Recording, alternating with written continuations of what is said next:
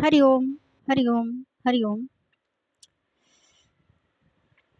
प्रिय विद्यार्थियों, नमः संस्कृताय। आज हम जून 2025 त्रैमासिक परीक्षा जो संपन्न हुई थी उसका प्रश्न पत्र लेकर के उपस्थित हुए हैं। तो पुनः आप लोगों का छमाही परीक्षा होने वाला है 24 सितंबर से। तो उसके पहले इस वीडियो को एक बार आप लोग ज़रूर सुन लीजिएगा, तो आपका बहुत बेनिफिट होने वाला है। इसमें से 4-5 क्वेश्चन ज़रूर रिपीट होगा, चाहे आप लिख करके रख लीजिए, गारंटी ले लीजिए। तो चलिए हम लोग देखते हैं इस प्रश्न पत्र को। खंड आ है, वस्तुनिष्ठ प्रश्न है। प्रश्न संख्या 1 से 70 तक के प्रत्येक प्रश्न के साथ 4 विकल्प दिए गए हैं, जिनमें से एक सही है। अपने द्वारा चुने गए सही विकल्प को OMR शीट पर नीला या काला बॉल पॉइंट कलम से चिन्हित करें। किन्हीं 40 प्रश्नों के उत्तर दें। यानी कि 70 प्रश्न दिया है, इसमें से 40 प्रश्नों का उत्तर आपको देना था। तो हम लोग चलते हैं, पहला प्रश्न देखते हैं। पहला प्रश्न है, मंगलम पाठ के मंत्र संकलित हैं। तो 4 विकल्प है। ए उपनिषद, बी वेद से, सी रामायण से, डी भगवत गीता से। तो मंगलम पाठ के जो मंत्र हैं वो उपनिषद से संकलित हैं। पहला प्रश्न है ए, इसका उत्तर ए है, यानी कि पहले का उत्तर ए है, उपनिषद। चलिए दूसरे प्रश्न पर चलते हैं। दूसरा प्रश्न है, सत्यमेव जयते नानृतम। नानृतम किस उपनिषद का मूल मंत्र है? सत्यमेव जयते नानृतम बताना है, या महावाक्य किस उपनिषद से है? ए है ईशावास्योपनिषद, बी है बृहदारण्यकोपनिषद, सी है मुंडकोपनिषद, डी है कठोपनिषद। तो बताना है सत्यमेव जयते नानृतम ए मुंडकोपनिषद से लिया गया। बहुत पूछता है, बहुत ज़्यादा पूछता है, कंपटीशन में भी पूछता है, और हो सकता है पुनः आपके एग्ज़ाम में पूछ ले। तो ये वीडियो आप लोगों के लिए बहुत उपयोगी होने वाली है। आप लोग अवश्य देखिएगा एक बार। अगला प्रश्न है, नदियाँ किसे छोड़कर समुद्र में मिल जाती हैं? ए है नाम छोड़कर, बी है रूप छोड़कर, सी है नाम और रूप को छोड़कर, डी है इनमें से कोई नहीं। तो आपका जो सही विकल्प है सी है, नाम और रूप को छोड़कर, यानी कि नाम और रूप दोनों को छोड़ करके नदियाँ समुद्र में विलीन हो जाती हैं। अगला प्रश्न है, जीवों के हृदय रूपी गुफा में क्या विद्यमान है? ए है रक्त, बी है वायु, सी है ज्ञान, डी है आत्मा। तो क्या सही है? आत्मा। विकल्प डी सही है, आत्मा। आत्मा। जीवों के हृदय रूपी गुफा में क्या विद्यमान है? तो आत्मा विद्यमान है। अगला प्रश्न है, मंगलम पाठ में कुल कितने मंत्र हैं? ए है 4, बी है 5, सी है 6, डी है 3। तो मंगलम पाठ में कुल कितने मंत्र हैं? 5 हैं। विकल्प बी सही है, 5। अगला प्रश्न है, सरस्वती का कुल गृह किस नगर को कहा गया है? ए है पटना, बी है गया, सी है नालंदा, डी है भागलपुर। तो किसे कहा गया है? पटना को कहा गया है। विकल्प ए सही है, पटना। क्या सही है? पटना। सरस्वती का कुलगृह किसे कहा गया है? तो पटना को कहा गया है। अगला प्रश्न है, प्रश्न संख्या 7 है, यूनान का राजदूत कौन था? तो बताना है। ए है फाहयान, बी है वेनसांग, डी है मेगास्थनीस, डी है इत्सिंग। तो प्रश्न संख्या 7 का उत्तर सी होगा, मेगास्थनीस। यूनान का राजदूत कौन था? तो मेगास्थनीस। विकल्प सी।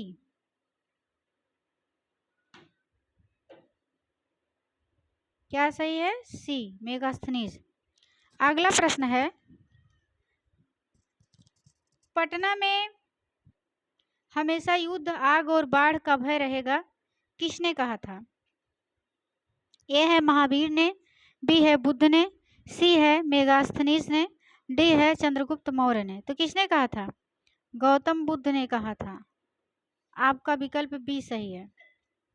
प्रश्न संख्या 9 है, पटना नगर की पालिका देवी कौन है? ए है शीतला देवी, बी है काली देवी, डी है पटन देवी, डी है गौरी देवी, सी है पटन देवी और डी है गौरी देवी।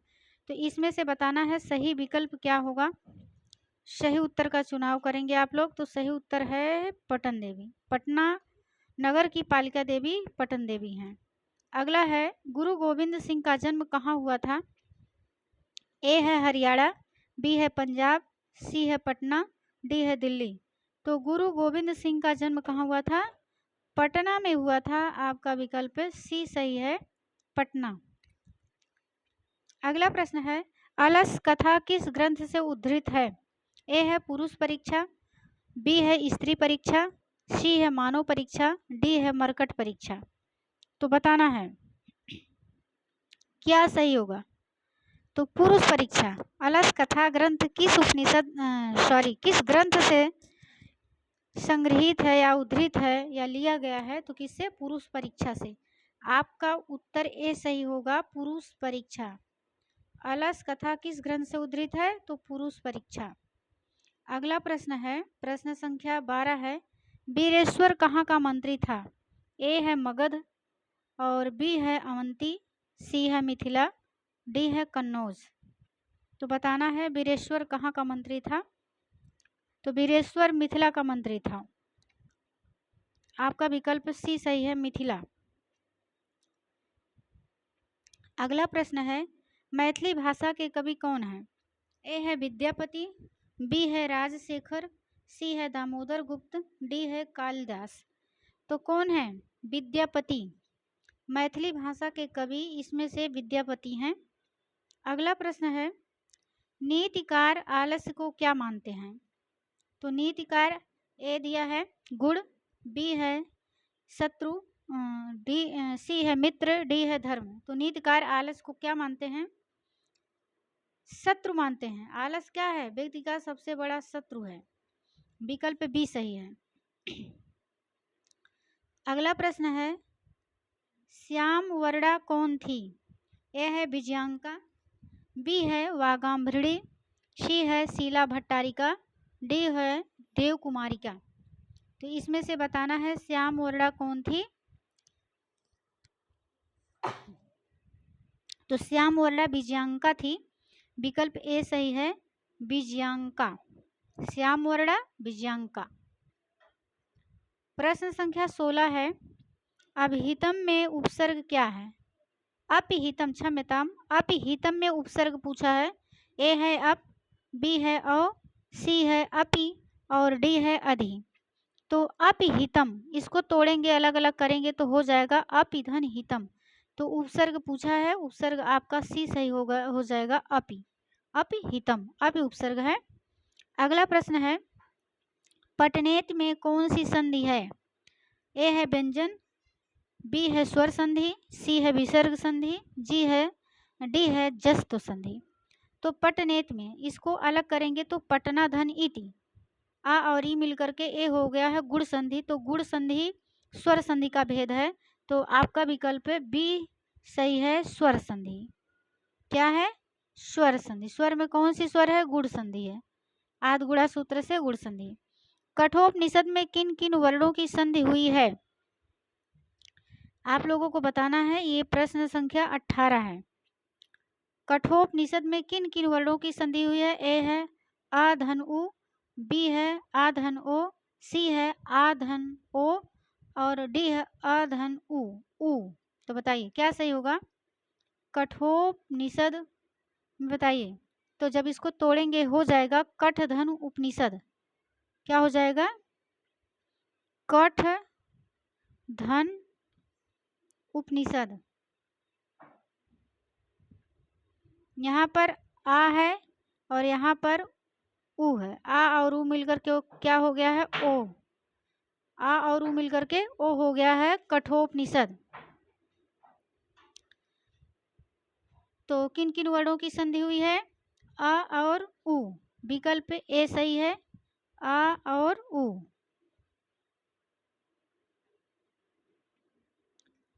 अगला प्रश्न है एक चीज और बताते चले, इसमें गुण संधि है आद गुणा सूत्र से, ठीक है। अगला है प्रश्न संख्या 19, उ और आ से कौन सा नया वर्ण बनेगा? बताइए। ए है बा, बी है वा, सी है उ और डी है औ। तो क्या बनेगा? बताइए। आपका उत्तर बी सही है। क्या बनेगा? वा। उ और आ से वा बनेगा। संस्कृत में कारक के कितने भेद हैं? ये तो बहुत बार आप लोगों को बताए हैं और बहुत बार एग्जाम में पूछा भी गया है। संस्कृत में कारक कितने होते हैं? तो 6 कारक, कर्ता, कर्म, करण, संप्रदान, अपादान, अधिकरण। संस्कृत में संबंध और संबोधन को कारक की श्रेणी से निकाल दिया गया है, तो उसका कारण आप लोगों को क्लास में बताए भी हैं डिटेल में, कारक की क्लास में। चलिए अगला प्रश्न है, प्रश्न संख्या 21 है, किस समास का प्रथम पद अव्यय होता है? किस समास का प्रथम पद अव्यय होता है?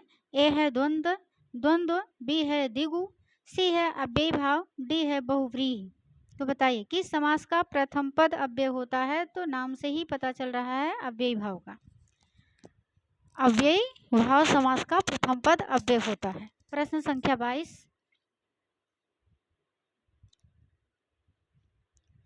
किस समास का उत्तर पद प्रधान होता है? ए है अव्ययी भाव, बी है तत्पुरुष, सी है द्वंद्व, डी है बहुव्रीहि। तो बताइए किस समास का उत्तर पद प्रधान होता है? तो तत्पुरुष समास का उत्तर पद प्रधान होता है। विकल्प बी सही है। अगला है, युवती में कौन सा स्त्री प्रत्यय है? ए है गीप, बी है गीस, सी है गीन और डी है ती। तो युवती में कौन सा प्रत्यय है? ती प्रत्यय है। आपका विकल्प है डी सही है, ती प्रत्यय। प्रश्न संख्या 24 है, किस पद में ल्यूट प्रत्यय है? ए है ज्ञानम, बी है ज्ञातम, सी है ज्ञेयम, डी है ज्ञातुम। तो किस में ल्यूट प्रत्यय है? ज्ञानम में ल्यूट प्रत्यय है। आपका विकल्प ए सही है।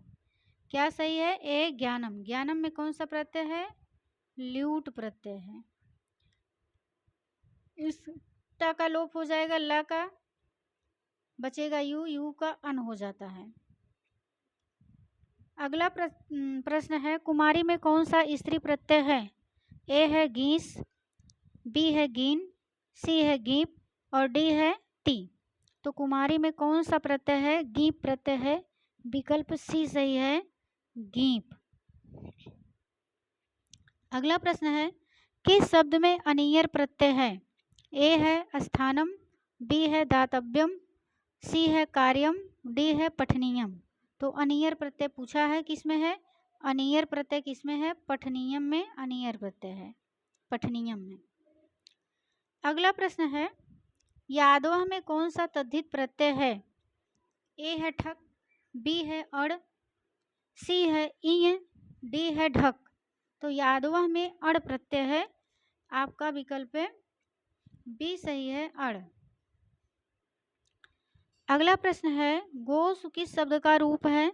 ए है गौ, बी है गो और सी है गो, डी है धेनु। तो गोस पूछा है, प्रश्न संख्या 28 है। तो ये गो शब्द का है, विकल्प बी सही होगा। गोस किस शब्द का रूप है? गो शब्द का रूप है, विकल्प बी सही। अगला प्रश्न है, दास्यत किस लकार का रूप है?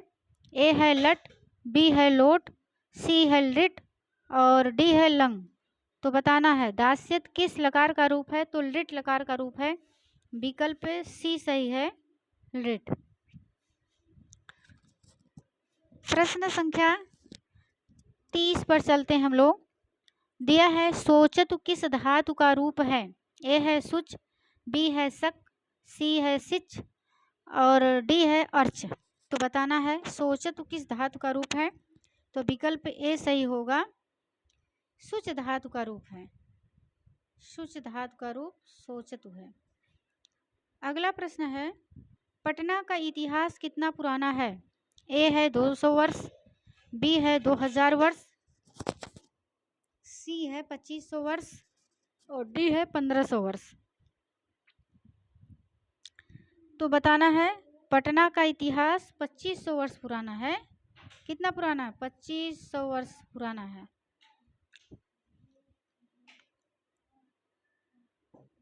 अगला प्रश्न है, पाटलिपुत्र किस नदी के किनारे अवस्थित है? ए है गंगा नदी, बी है सोन नदी, सी है गंडक नदी और डी है पुनपुन नदी। तो पाटलिपुत्र का मतलब पटना। पटना किस नदी के किनारे स्थित है? तो गंगा नदी के किनारे स्थित है। विकल्प ए सही है। प्रश्न संख्या 33 है, अलस-साला पाठ में अहो कथम अयम कोलाहला किसकी उक्ति है? ए है पहला आलसी, बी है दूसरा आलसी, सी है तीसरा आलसी, डी है चौथा आलसी। तो बताना है अलस-साला पाठ में अहो कथम अयम कोलाहला किसकी उक्ति है? पहला आलसी। विकल्प ए सही है, पहला आलसी। अगला प्रश्न है, छोटे से भी छोटा और बड़े से भी बड़ा क्या है? ए है ईश्वर, बी है शरीर, सी है आत्मा, डी है मन। तो इसमें से आपका सही उत्तर क्या है? आत्मा है। क्या सही है? आत्मा। यह अणु से भी अणुतर है और महान से भी महानतर है, आत्मा। चलिए अगला प्रश्न है, किसकी जीत नहीं होती है? ए है सत्य, बी है असत्य, सी है धर्म, डी है शक्ति। तो किसकी जीत नहीं होती है? असत्य की। असत्य की कभी जीत नहीं होती है, इसलिए बच्चों असत्य का सहारा मत लो। सत्य की जीत होती है तो सत्य के मार्ग पर चलो। अगला प्रश्न है, सर्व शुक्ला सरस्वती किसने कहा है? ए है दंडी ने, बी है राजशेखर ने, सी है याज्ञवल्क्य ने, डी है विजयांका ने। तो सर्व शुक्ला सरस्वती किसने कहा है? दंडी ने कहा है। विकल्प ए सही है, दंडी। अगला प्रश्न है, अलस-साला कैसी कथा है? ए है हास्य कथा, बी है धार्मिक कथा, सी है बाल कथा, डी है व्यंग्यात्मक कथा। तो अलस-साला कैसी कथा है? आपका उत्तर डी सही होगा, व्यंग्यात्मक कथा। प्रश्न संख्या 38 पे चलते हैं। किस पद में प्र उपसर्ग है? ए है परिणाम, बी है प्रत्येकम, सी है प्रतिदिनम, डी है प्रणमति। तो बताइए किस पद में प्र उपसर्ग है, बताना है। तो किस में है? प्रणमति में है। इसमें प्र उपसर्ग पूछा है, प्र। इसको अलग करेंगे, परि उपसर्ग हो जाएगा, राम परिधन राम। तो प्र पूछा है तो ये नहीं हो सकता है। प्रत्येकम में प्रति उपसर्ग हो जाएगा, प्रतिधन एकम। और दिनम यानी कि इसको अलग करेंगे, प्रतिधन दिनम, प्रतिदिनम प्रति उपसर्ग हो जाएगा। तो इसी में हो रहा, विकल्प डी सही है आपका, प्र उपसर्ग प्रणमति में हो रहा है। अगला प्रश्न है, स्त्री प्रत्यय कितने हैं? प्रश्न संख्या 39 है। ए है 6, बी है 7, डी है सी है 8, डी है 10। तो आपका उत्तर क्या सही है? सी सही है, 8। स्त्री प्रत्ययों की संख्या कितनी है? तो 8 है। चलिए प्रश्न संख्या 40 पे चलते हैं। धी शब्द का षष्ठी एक वचन में रूप होगा। षष्ठी एक वचन में पूछा है। ए है धिया, बी है धीष्य, सी है धियः और डी है धीयमान। तो क्या सही उत्तर होगा? सी सही होगा, धिया। सी सही है, धिया। अगला प्रश्न है, नानृतम किस संधि का उदाहरण है? प्रश्न संख्या 41 है।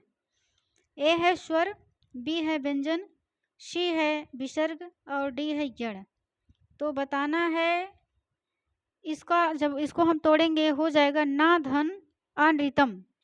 तो इसमें दीर्घ स्वर संधि हुई है, तो आपका देख लीजिए, और भी विकल्प देख लीजिए। तो इसमें स्वर संधि है, यड़ भी तो खैर स्वर के अंतर्गत आती है, लेकिन यड़ नहीं है इसमें, दीर्घ स्वर संधि है, दीर्घ संधि है। तो आपका विकल्प ए सही होगा, स्वर संधि। अगला प्रश्न है, विष्णुधन अड़ से कौन सा पद बनेगा? ए है विष्णुवः, बी है विष्णुः और सी है वैष्णवः, डी है वैश्य। तो आपका सही विकल्प सी सही होगा, वैष्णव बनेगा। विष्णुधन अड़ से वैष्णव बनेगा। चलिए प्रश्न संख्या हम लोग 43 पे चलते हैं। भेतव्यम में कौन सा प्रत्यय है? ए है तब्यत, बी है अनियर, सी है यत और डी है ड़ेत। तो भेतव्यम में कौन सा प्रत्यय है? तब्यत प्रत्यय है। आपका विकल्प ए सही है, तब्यत। प्रश्न संख्या 44 पे चलते हैं। राष्ट्रपति का विग्रह क्या होगा? ए है राष्ट्रेयपति, बी है राष्ट्रायपति, सी है राष्ट्रस्यपति और डी है राष्ट्रेयपति। तो बताइए, राष्ट्रपति का विग्रह पूछ रहा है तो क्या होगा? तो होगा राष्ट्रस्यपति। विकल्प सी सही है, राष्ट्रस्यपति। एक मिनट, प्रश्न संख्या 44 पे है, 46 आ गया। हाँ 44, तो हो जाएगा विकल्प सी, राष्ट्रस्यपति। अब हम लोग चलते हैं प्रश्न संख्या 45 पर। अव्ययीभाव समास का उदाहरण कौन है? ए है महापुरुषः, बी है उपगंगम, सी है त्रिलोचनः और डी है खेल नरतम, यानी कि खेलन रतम। तो बताइए क्या सही है? पूछा गया अव्ययी भाव समास का उदाहरण। तो अव्ययी भाव समास का उदाहरण है बच्चों उपगंगम, गंगा या समीपम, उपगंगम। अगला प्रश्न है, उपनिषद किसका अंतिम भाग है? ए है वैदिक साहित्य का, बी है आधुनिक साहित्य का, सी है लौकिक साहित्य का, डी है संस्कृत साहित्य का। तो उपनिषद किसका अंतिम भाग है बताना है। उपनिषद वैदिक साहित्य का आधुनिक भाग है, आधुनिक भाग, क्षम्यताम अंतिम भाग है, आधुनिक नहीं अंतिम भाग है। उपनिषद किसका अंतिम भाग है? तो वैदिक साहित्य का। अगला प्रश्न है, हिरण्मय पात्र से किसका मुंह ढका हुआ है? ए है सत्य का, बी है पाप का, सी है झूठ का, डी है वाचाल का। तो हिरण्मय पात्र से किसका मुंह ढका हुआ है? सत्य का। आपका विकल्प ए सही होगा। अब हम लोग चलते हैं प्रश्न संख्या 48 पे। देवलोक का मार्ग किससे प्रशस्त होता है? ए है धर्म से, बी है पात्र से, सी है सत्य से, डी है आत्मा से। तो देवलोक का जो मार्ग है वो सत्य से प्रशस्त होता है। विकल्प सी सही है। अगला प्रश्न है, पाटलिपुत्र में कौमुदी महोत्सव किस ऋतु में मनाया जाता था? ए है वसंत ऋतु, बी है शरद ऋतु, सी है हेमंत ऋतु, डी है ग्रीष्म ऋतु। तो पाटलिपुत्र में कौमुदी महोत्सव किस ऋतु में मनाया जाता है? प्रश्न संख्या 49। तो इसका विकल्प बी सही होगा, शरद ऋतु। किस ऋतु में? शरद ऋतु में। विकल्प बी सही है। चलिए प्रश्न संख्या 50 पे चलते हैं। राजशेखर का प्रमुख काव्य ग्रंथ कौन है? ए है काव्य प्रकाश, बी है काव्य मीमांसा और सी है साहित्य दर्पण, डी है कुट्टनीमत। बताइए, तो राजशेखर का प्रमुख काव्य ग्रंथ कौन है? काव्य मीमांसा है। आपका विकल्प बी सही है, काव्य मीमांसा।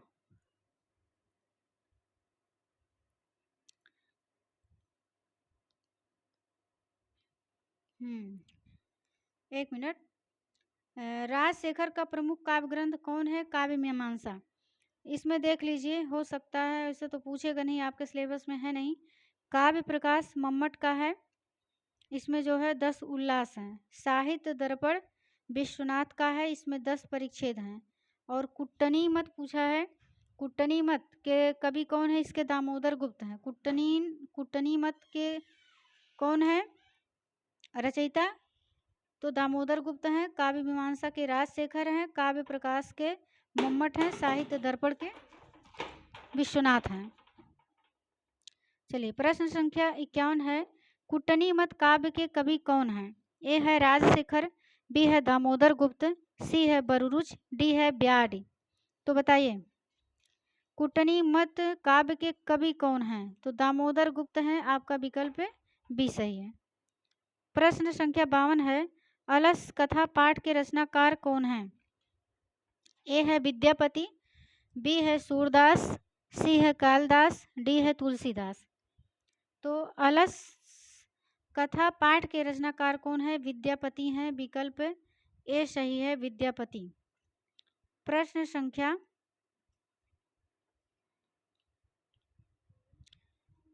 53, बच्चों का रक्षक कौन होता है? ए है राजा, बी है माता, सी है पिता, डी है भाई। तो बच्चों का रक्षक उसकी माता होती है। विकल्प बी सही है, माता। अगला प्रश्न है, शास्त्रार्थ कुशला कौन थी? ए है यमी, बी है विजयांका, सी है गार्गी वाचक नबी और डी है चंद्रशेखर। तो बताइए प्रश्न संख्या 54 का क्या सही होगा? तो गार्गी वाचक नबी। विकल्प सी सही है, गार्गी। क्या सही है?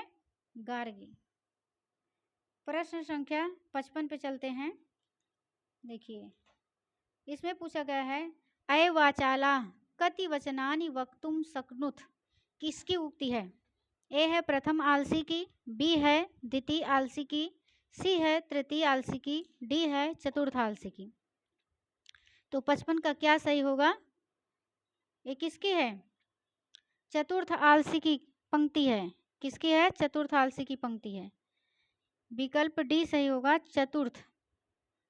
क्या सही होगा? चतुर्थ। अगला प्रश्न है, याज्ञवल्क्य अपनी पत्नी मैत्रेयी को किसकी शिक्षा देते हैं? ए है सांग की, बी है न्याय योग की, सी है आत्मतत्व की और डी है भारतीय संस्कार की। तो बताइए क्या सही होगा? याज्ञवल्क्य अपनी पत्नी मैत्रेयी को किसकी शिक्षा देते हैं? तो आत्मतत्व की। विकल्प सी सही है, आत्मतत्व। चलिए प्रश्न संख्या 57 पे चलते हैं। लौकिक संस्कृत साहित्य में लगभग कितनी कवित्रियों के पद मिलते हैं? बताइए। ए है 30, बी है 24, सी है 400 और डी है 40। तो लौकिक साहित्य में पूछा जा रहा है तो कितनी? 40। कितना उत्तर सही होगा? 40।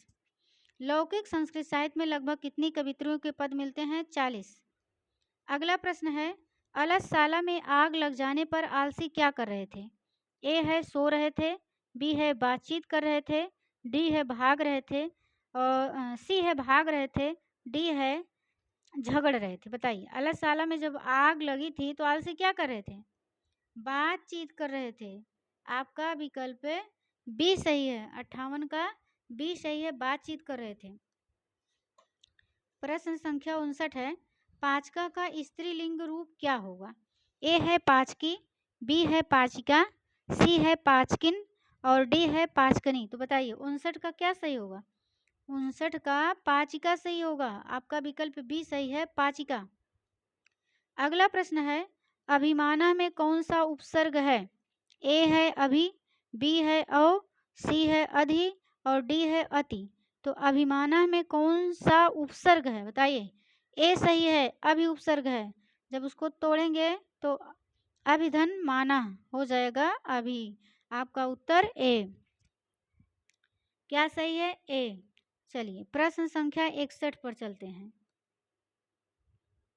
संहारा में कौन सा उपसर्ग है? ए है सम, बी है सहन और सी है स और डी है सन। तो बताइए संहारा में कौन सा उपसर्ग है? तो सम उपसर्ग है। कौन सा उपसर्ग है? सम उपसर्ग है बच्चों। विकल्प ए सही है।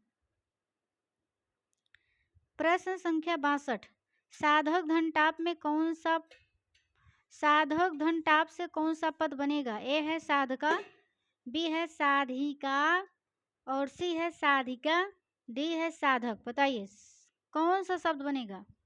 तो साधिका बनेगा, विकल्प सी सही है। क्या बनेगा? साधिका। साधक धन टाप से साधिका बनेगा, विकल्प सी सही है। अगला प्रश्न है, गमनम में कौन सा प्रत्यय है? बताइए। ए है कत्वा, बी है मयट, सी है ल्यूट, डी है तवतु। 63 का होगा ल्यूट प्रत्यय। गमनम में कौन सा प्रत्यय है? तो ल्यूट प्रत्यय है। प्रश्न संख्या 64 है। कर्ता कारक में कौन सी विभक्ति होती है? ए है प्रथमा विभक्ति, बी है षष्ठी विभक्ति, सी है द्वितीय विभक्ति और डी है चतुर्थी विभक्ति। तो बताना है कर्ता कारक में कौन सी विभक्ति होती है? प्रथमा विभक्ति होती है, विकल्प ए सही होगा। कहीं कहीं तृतीया भी होती है। कर्म कारक और कर्मवाच्य और भाववाच्य में तृतीया होती है, कर्म कारक की द्वितीय विभक्ति है, कर्ता कारक की प्रथमा विभक्ति है। चलिए अगला प्रश्न है, सत्यम वद सदा सत्यम वद वाक्य में रेखांकित पद क्या है? रेखांकित पद सदा है और सदा बताना है क्या है। ए है अव्यय, बी है क्रिया, सी है संज्ञा, डी है विशेषण। तो क्या है? प्रश्न संख्या 65। तो सदा क्या है? अव्यय है। सदा क्या है? अव्यय है, विकल्प ए सही होगा, अव्यय। अगला प्रश्न है, इति उक्त्वा सह गृहं गतः वाक्य में अव्यय पद कौन है? बताना है। तो इस वाक्य में अव्यय पद क्या है? इति है, विकल्प बी सही होगा, इति उक्त्वा सह गृहं गतः। तो अव्यय पद है, इति अव्यय पद है। प्रश्न संख्या 67। यह वर्ण का उच्चारण स्थान क्या है? ए है मूर्धा, बी है तालु, सी है कंठ, डी है ओष्ठ। तो यह का उच्चारण स्थान क्या है?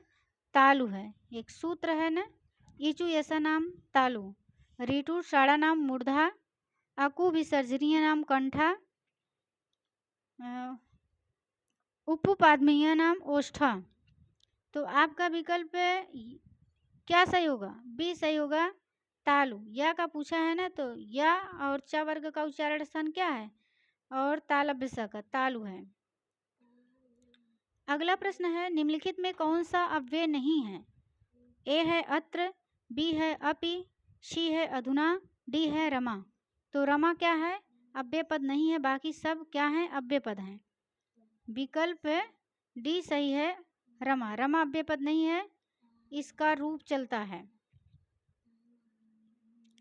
अव्यय यानी कि जिसका खर्च ना हो, जिसका रूप ना चले, जिसपे वचन का प्रभाव ना पड़े, क्रिया का प्रभाव ना पड़े, यानी कि सब में एक ही जैसा प्रयोग होगा सबके साथ, तो वो अव्यय होता है, यानी कि इसका कोई खर्च ना हो। तो रमा का तो रूप चलेगा, सातों विभक्तियों में उसका रूप बदल जाएगा।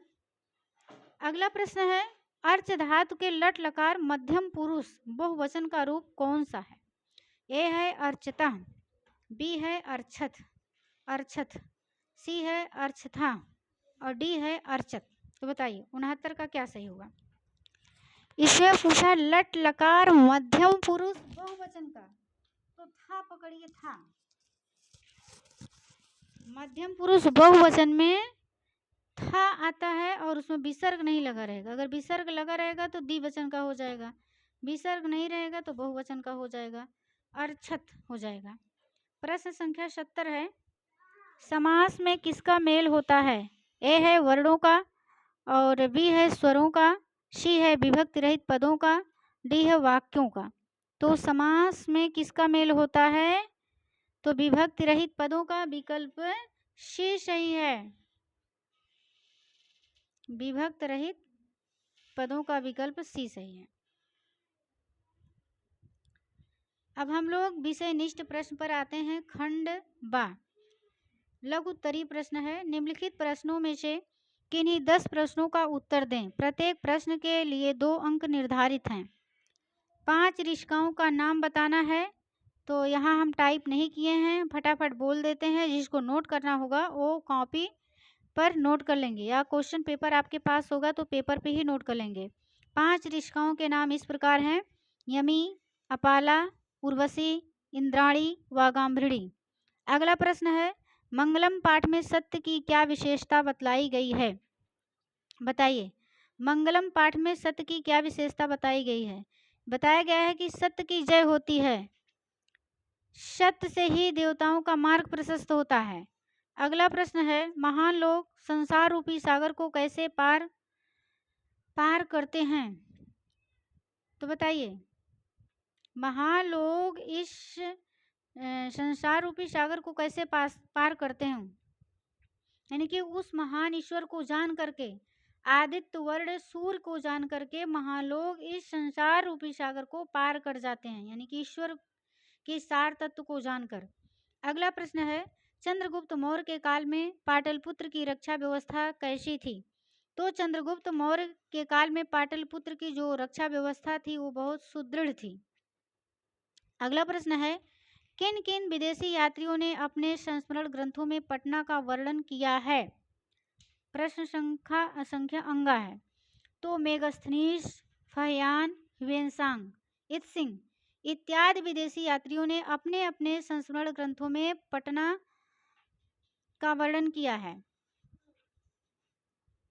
अगला प्रश्न है, पटना के मुख्य दर्शनीय स्थलों का नामोल्लेख करें। बताइए, पटना में क्या क्या है? आप लोग गए होंगे तो देखे होंगे, संग्रहालय है, उच्च न्यायालय है, सचिवालय है, गोलगृह है, तारामंडल है, जैविक उद्यान है, और मौर्यकालिक अवशेष हैं, महावीर मंदिर है, बहुत सारे चीज़ हैं पटना में। तो चलिए, अगला प्रश्न है, अलस कथा पाठ में किसका वर्णन है? तो 4 आलसियों का वर्णन है। अगला प्रश्न है, मंत्री वीरेश्वर की विशेषताओं का वर्णन करें। तो वह स्वभाव से दानशील और कारुणिक था। जो मंत्री वीरेश्वर था वह स्वभाव से दानशील और कारुणिक था। अगला प्रश्न है, अलसशाला के कर्मचारियों ने आलसियों की परीक्षा क्यों और कैसे ली? बताइए। क्योंकि बहुत सारे जो कम आलसी लोग रहते थे वो लोग भी झूठा लालच का ढोंग रच करके वो फ्री में खाना, बैठे बैठे उनको खाना मिलता था, वो भी जाके आलसी बन जाते थे। लालच में अलसशाला में प्रवेश कर जाते थे। तो इसलिए उन्होंने अलसशाला के जो कर्मचारी लोग थे वो लोग सोचे कि चलो एक दिन आग लगाते हैं।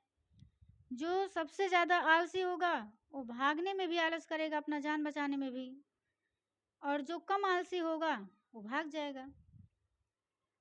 तो इस प्रकार उन्होंने परीक्षा ली अलसशाला में आग लगाकर। मधुरा विजयम महाकाव्य का वर्ण विषय क्या है? बताइए।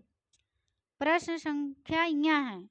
तो इसमें अलंकारों का आकर्षक प्रयोग हुआ। किसमें? मधुरा विजयम महाकाव्य में अलंकारों का आकर्षक प्रयोग हुआ है, यही उसका वर्ण विषय है, अलंकार। आत्मा के स्वरूप का वर्णन करें। तो आत्मा कैसी है? सूक्ष्म से भी सूक्ष्म है और महान से भी महानतर है। चलिए, प्रश्न संख्या ठा पे चलते हैं। विद्वान ब्रह्मा को कैसे प्राप्त करते हैं? बताइए। तो विद्वान व्यक्ति अपने नाम और रूप को छोड़ करके ब्रह्मा में लीन हो जाते हैं। इस प्रकार वो ब्रह्मा को प्राप्त कर लेते हैं, यानी कि अपना सब कुछ भूल जाते हैं वो लोग, बस वो ईश्वरमय हो जाते हैं। राजशेखर ने पटना का उल्लेख किस रूप में किया है? बताइए। तो काव्य मीमांसा नामक कवि शिक्षा प्रमुख ग्रंथ में आदर पूर्वक उन्होंने पटना का उल्लेख किया है। चलिए, अगला प्रश्न है, प्राचीन संस्कृत ग्रंथों में वर्जित पटना के विभिन्न नामों का उल्लेख करें। वर्जित, प्राचीन संस्कृत ग्रंथों में वर्णित होना चाहिए, वर्जित नहीं। वर्जित तो मनाही अर्थ में हो जाएगा, यहाँ भी देखिए वर्णित होगा। प्राचीन संस्कृत ग्रंथों में वर्णित पटना के विभिन्न नामों का उल्लेख करें। तो क्या क्या था? बताइए। तो सभी लोग जानते हैं क्या क्या था। पुराणों में पाटलिपुत्र का नाम पुष्पपुर अथवा कुसुमपुर मिलता है। उसके बाद पाटलिपुत्र हुआ, वर्तमान में क्या है? पटना है। बहुत सारे नाम तो आप लोग जानते हो, पढ़े हो चैप्टर को, पाटलिपुत्र वैभवम। अगला प्रश्न है, सिख संप्रदाय के लिए पटना क्यों महत्वपूर्ण है? बताइए। प्रश्न संख्या 8 है, सिख संप्रदाय के लिए पटना क्यों महत्वपूर्ण है? क्योंकि सिख धर्म के 10वें गुरु गुरु गोविंद सिंह का जन्म पटना में हुआ था। यहाँ गुरुद्वारा बना है। सिख लोग यहाँ दर्शन करने के लिए आते हैं गुरुद्वारे में। तो इसलिए सिख लोगों के लिए, सिख संप्रदाय के लिए पटना महत्वपूर्ण हो जाता है। अगला प्रश्न है, तिरुमलाम्बा किसकी रानी थी और उसने किस प्रकार के काव्य की रचना की थी? बताइए।